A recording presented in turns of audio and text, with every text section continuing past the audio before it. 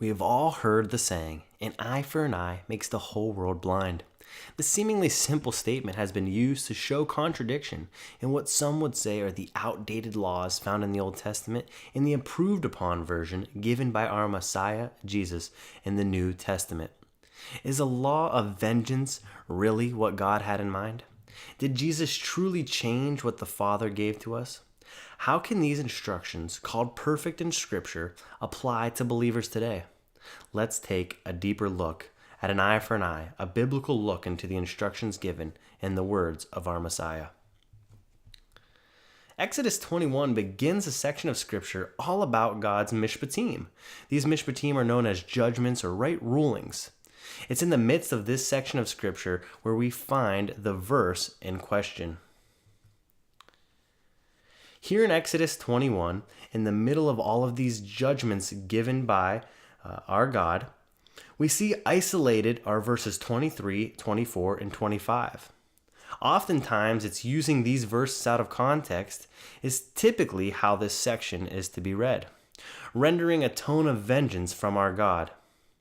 Due to this lack of context, when pitted against the words of our Messiah, confusion will often arise. Matthew 5 is where we'll hear Yeshua, Jesus, giving the same instructions, but changing it a bit, tweaking it a bit, or at least that's what we're told. In Matthew 5, Jesus says, "You have heard that it was said, an eye for an eye and a tooth for a tooth. But I say to you, do not resist the one who is evil. But if anyone slaps you on the right cheek, turn to him the other also. And if anyone would sue you and take your tunic, let him have your cloak as well. And if anyone forces you to go 1 mile, go with him 2 miles. Give to the one who begs from you, and do not refuse the one who would borrow you." This causes us to think a number of things. The first one is, did Jesus change the law given by the Father? Sadly enough, most people today would say, yes. It's all about love and grace now, and that's what Jesus was showing us in Matthew 5. However, Scripture seems to be saying something different. No, it's impossible for our Messiah to have changed what the Father already gave. The sad thing is there are certain verses where some will try and preach, teach, and convince others that a vengeful, fire and brimstone God of the Old Testament contradicts the loving, caring Jesus of the New Testament. Is this the case? Are the two that different? Are their doctrines different? Are their commands different? Are their instructions different? Let's let the words of Jesus speak for themselves. Jesus answered, "My teaching is not my own. It comes from the one who sent me. I and my Father are one. Do you not believe that I am in the Father and the Father is in me? The words that I say to you, I do not speak on my own authority, but the Father who dwells in me does his works." You see, this simply cannot be the case. The Father and the Son have to be in one accord. Therefore, their commands and their instructions are also in one accord. What then was Jesus saying? What was he talking about in Matthew 5 when he said, "You have heard it said, but I say"?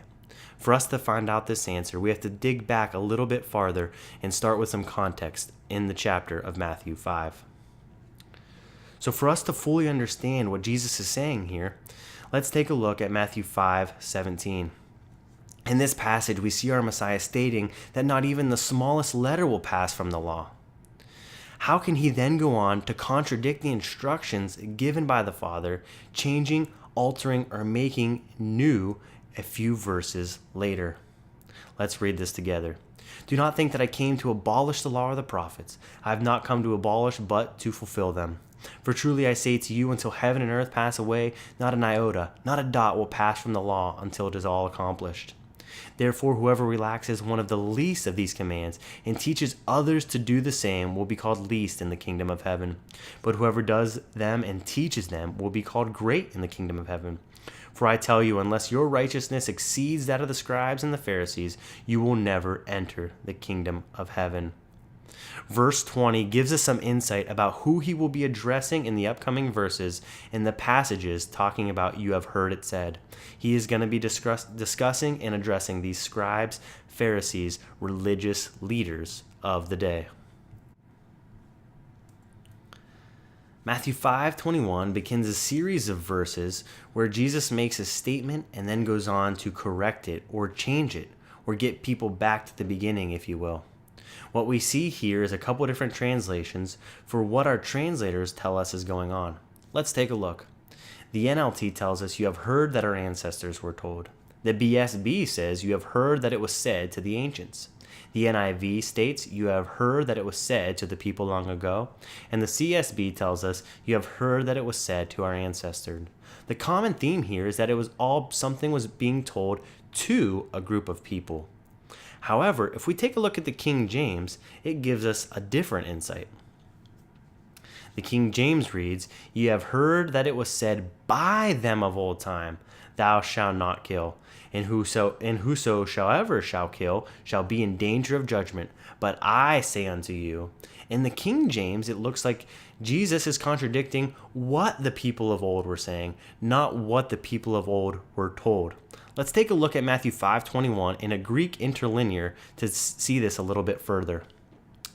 "You have heard that it was said to the ancients." This Greek word here used for "to the ancients" actually does not have a preposition. It is a definite article. The word "the" is there in the Greek, but not the word "to."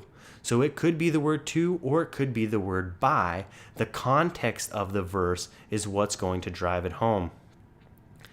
Let's read this again in Matthew 5:38, the common used one for eye for an eye, that see if it sounds a little bit different. So now in Matthew 5:38, "You have heard that it was said an eye for an eye." What have they heard was said? The thing that they are hearing is the issue, not the instruction themselves. What was being heard at that time from the Pharisees and the religious leaders was a doctrine of vengeance, was a doctrine of if you hurt somebody, you get to hurt them back. If somebody breaks your arm, go and break their arm. However, this was not the intent of our God. This was not the intent originally for this instruction. That is why there seems to be contradiction in what Jesus is saying. He is not contradicting the command given to the people through Moses. He is contradicting the way it has been interpreted by the ancients down through the ages. This should help us make a little bit more sense as we're reading through the scriptures. Let's compare "you have heard it said" to something we see Jesus say again throughout scripture. "It is written." But Jesus answered, "It is written, man shall not live on bread alone, but on every word that comes from the mouth of God." We see here a distinct difference between "you have heard that it was said" and "it is written." When Jesus states that "it is written," he is quoting directly from the instruction, and he is saying that it is good.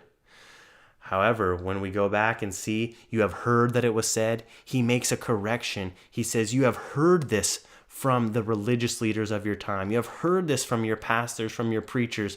However, it is wrong." Let's get back to the heart of the matter. Let's get back to the original intent. You see, the religious leaders, the Pharisees of the day, had made it all about revenge. They wanted vengeance. They took it and made their own interpretations. Revenge is to avenge oneself or another, usually by retaliating in a kind of degree to inflict injury in return for revenge and insult. However, that is not the God that we serve. We do not serve a God of revenge and wanting to seek revenge people to people, situation to situation. We serve a God of restoring and restoration. To restore means to give back, return, to bring or to put back into a former or original state. That is the intent of the law. That is what Jesus was trying to show and teach these people with his words. Let's get back to the heart of the matter. Let's get back to the true meaning of what this instruction is. Restoration, restoring, bringing back to what it was supposed to be. Putting this in context again, we see that if there is harm, then you shall pay life for life, eye for eye, tooth for tooth, hand for hand, foot for foot, burn for burn, wound for wound, stripe for stripe. Many of you are probably asking, this all sounds good, but how do we relate this to Exodus 21? What does it mean for restoration of an eye for an eye? What does it mean for restoration of a tooth for a tooth? Let's look at it from a pretty simple example. In the time of the Israelites, when this instruction was given, they were a very agrarian society where agriculture played a huge role. Working in the field means that you could put bread on the table, that you could take care of your family's needs, and that you could work and protect and serve your house. If I would go and break somebody's arm, if I would go and poke somebody's eye out, if I would hurt somebody in any way, shape, or form, they could no longer work at their house. They couldn't provide for their family, and they couldn't have the food to put on their table. Eventually, they would lose all that they had. That is not the God that we serve. That is not his intentions. He does not want us to take away from people. He wants us to restore. The intent of this law was that if I broke somebody's arm and they could not work in the field, that I had to lend them my arm for an arm, so that they could provide for their family, so that they could put food on the table, so that they could take care of their house. That was the intent of this law. The eye for the eye was to restore what you did. See, an eye for an eye might make the whole world blind, but seeing the fullness of our God for who he is and the restoration that he brings, and that our Messiah who brought us back to the heart of these issues is the purpose, is the goal. We serve a God of restoration. We serve a God of fullness. We serve a God of completion. Let's remember that as we read his word together. Thanks for studying with us.